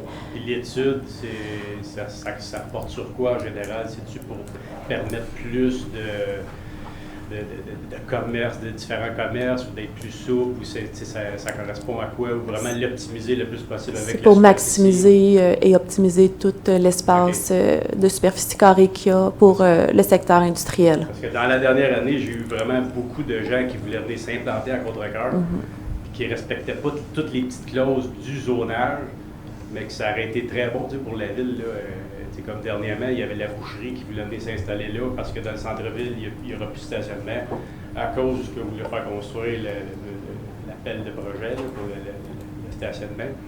Là, moi, j'aurais plus personne pour venir. Mais encore là, il ne faut pas dire qu'il n'y aura plus de stationnement. Donc, le projet, on va voir le projet, puis c'est sûr qu'un conseil va s'assurer d'avoir des cases de stationnement, puis de calculer les cases de stationnement aux alentours aussi, puis de bien identifier les stationnements municipaux également. Là. Donc, oui, là, on est comme dans des perceptions aussi, là, fait que là, on va rester dans les faits, mais on va prendre vos coordonnées pour vraiment bien connaître votre dossier, puis voir qu'est-ce qu'on peut faire. OK, mais tout n'est pas bloqué, en résumé, dans ma zone. Ça dépend qu'est-ce que vous voulez faire, puis comment ça s'intègre dans le RCI. Je vais répondre que si ça respectait tous les règlements, c'était en ce moment bloqué. Je vais me renseigner sur votre dossier. Je ne suis pas au courant de votre dossier. Si vous voulez aller vous donner vos coordonnées à la fin, ça va être plus simple. On va informer le conseil aussi. Okay. Merci. Monsieur Laprade, tous les gens qui avaient la porte barrée sont passés? Alors, écoutez, je vais vous résumer ça très brièvement. Là, c'est ça, ça fait 6 mois et puis je pense que c'est important qu'on ait du feedback, de l'information qui vient de votre côté. On cherche tout le monde à s'améliorer. La ville, on est là pour vous autres. Alors, tous ces échanges-là qu'on a, toutes les informations que vous pouvez communiquer, des satisfactions, des insatisfactions, des suggestions, c'est toujours le bienvenu. Alors, puis merci encore une fois de venir montrer votre intérêt envers le conseil municipal. Merci. Madame Rondeau? Oui, donc en fait, le mois de mai, c'est le mois sur la sensibilisation pour la sclérose en plaques. C'est un sujet qui me concerne particulièrement. En fait, le Canada, on est une des régions où il y a le plus haut taux. C'est 1 personne sur 400 qui est atteinte de la sclérose en plaques. Souvent, c'est une maladie qui est invisible. Donc, je vous invite à vous informer sur cette maladie puis à faire des dons. Il y a toujours AEW aussi qui fait une journée, là, si vous allez manger un burger, quelque chose. Là, en tout cas, vous faites un don par la bande. Donc, je trouve important de vous en glisser un mot ce soir. Merci. Merci, Mme Rondeau. Mme Enfield? Alors, pour moi, c'est la même chose. Je rejoins René. Toujours contente de vous voir. C'est toujours intéressant d'entendre vos préoccupations. Alors, j'espère que vous allez toujours continuer à venir nous voir. En tout cas, pour nous autres, c'est vraiment une motivation importante. Alors, merci d'être là. Madame Maggie Bissonnette. Oui, bien, merci d'être là. Merci aussi à ceux qui écoutent sur YouTube et qui nous font parvenir ensuite leurs commentaires, questions. C'est vraiment apprécié. Je voulais aussi féliciter les nouveaux membres qui ont joint l'exécutif du quartier des affaires. C'était leur assemblée générale annuelle la semaine dernière avec quelques collègues. J'y ai assisté. Donc, c'est vraiment un vent de renouveau qui souffle sur le quartier des affaires, donc entrepreneurs de notre région. Si vous avez envie de redécouvrir ou découvrir là, un réseau d'entrepreneurs qui veulent se soutenir puis qui ont une boîte à outils, c'est vraiment le moment de le faire. Il n'est jamais trop tard pour intégrer en fait l'organisme. Donc, pensez-y, prenez de l'information, c'est disponible sur Internet. Et je veux aussi souhaiter d'avance bonne fête aux mamans de corps et de cœur. Donc, profitez-en. On a beaucoup de commerces à Contrecœur, une bijouterie, fleurs, un souper chez Sakina, un bon souper maison à la boucherie. Donc, profitez-en pour encourager local. Je vous remercie, puis je vous dis au mois prochain. Monsieur Dansereau. Oui, alors merci d'être là, de faire vivre notre démocratie municipale. Puis j'en profite pour dire qu'on peut toujours donner à des bonnes causes sans nécessairement manger du fast-food ou des biscuits sucrés. C'est toujours intéressant. Ils peuvent effectivement, M. Dansereau, aller sur le site Internet. Est-ce que c'est tout, M. Dansereau? Merci, M. Dansereau. Donc, merci à toutes celles et ceux qui se sont déplacés. Merci à nos organismes aussi d'avoir été présents. Et j'aimerais vous inviter à la marche de la famille. Donc, le personnel de la direction des loisirs travaille fort à chaque année pour créer ce bel événement rassembleur pour les gens de toutes les générations. Le 16 mai aussi, c'est une activité qui prend toujours de l'ampleur à chaque année au niveau de sa popularité. On vous invite à vous inscrire, vous savez, jusqu'à dimanche, le 10 mai, pour vous inscrire, pour venir faire le nettoyage des berges et des îles fédérales. On a une autorisation spéciale dans un temps spécial. Donc, vous êtes les bienvenus. Allez sur le site, la page Facebook de la Ville, il y a une publication qui a été faite où c'est marqué en rouge, en gros. Vous avez jusqu'au 10 mai pour vous inscrire. Le 31 mai, c'est la visite libre de la caserne. On en a parlé le mois passé, je l'ai spécifié. Donc, si vous voulez avoir la chance d'aller visiter la nouvelle caserne, ça se passe le 31 mai. Il y aura toutes les informations nécessaires qui seront remises aussi dans d'autres publications sur la page de la Ville de Contrecœur. Le 6 juin, c'est le marché public du printemps. Donc, cette année aussi, c'est jumelé avec les jeunes entrepreneurs parce qu'on voulait avoir plus de personnes qui viennent encourager nos jeunes entrepreneurs au lieu de faire ça sur 2 jours. Tout le monde va être rassemblé. Donc, on vous invite à venir en grand nombre déambuler et encourager les différents artistes ou commerçants qui s'y trouvent le 6 juin. Donc, merci de votre présence. On se revoit le mois prochain avec les réponses à toutes vos questions posées ce soir. Bon retour à la maison. J'aurais besoin d'un proposeur et d'un appuyant pour la levée de la séance. Alors, je propose la levée de la séance. Et j'appuie M. Laprade. C'est proposé par M. René Laprade et appuyé par Mme Rondeau.